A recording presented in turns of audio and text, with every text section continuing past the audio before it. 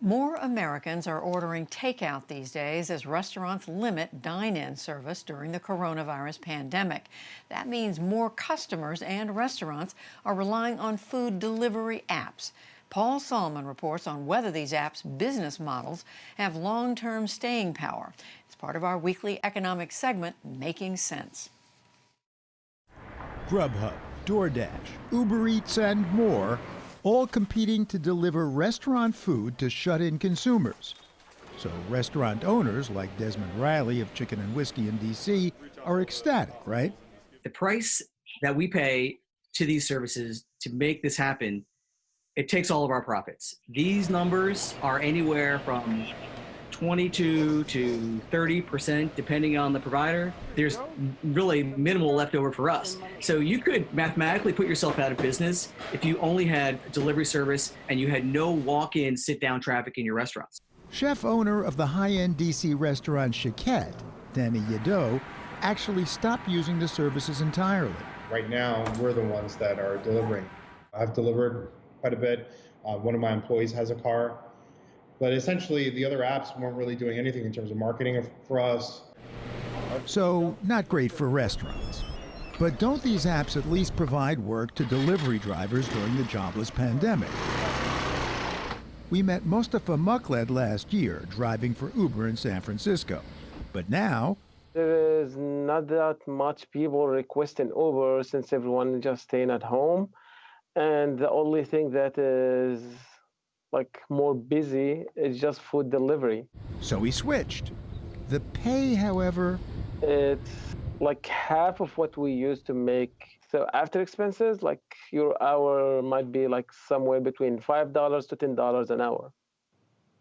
And that in a city like San Francisco doesn't even cover living expenses. Now wait, unhappy restaurants, unhappy workers.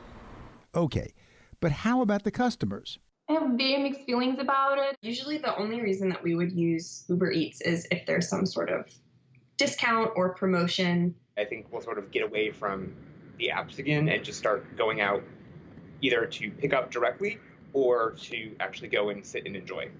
Well, but some group must unequivocally benefit from this industry. It's investors.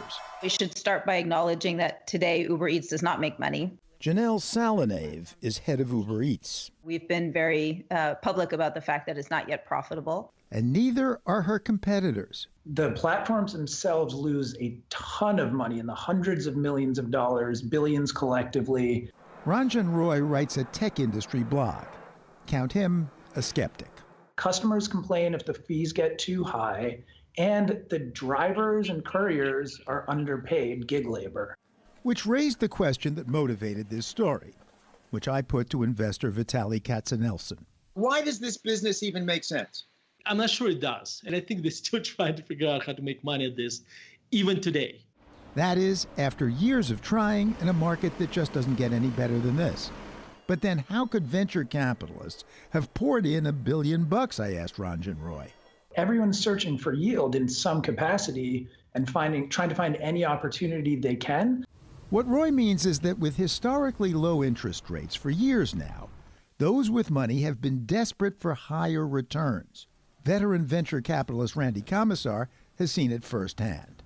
Finding opportunities to invest large checks in potentially big outcomes has outweighed the ability for us to sort of discern good from bad returns on capital.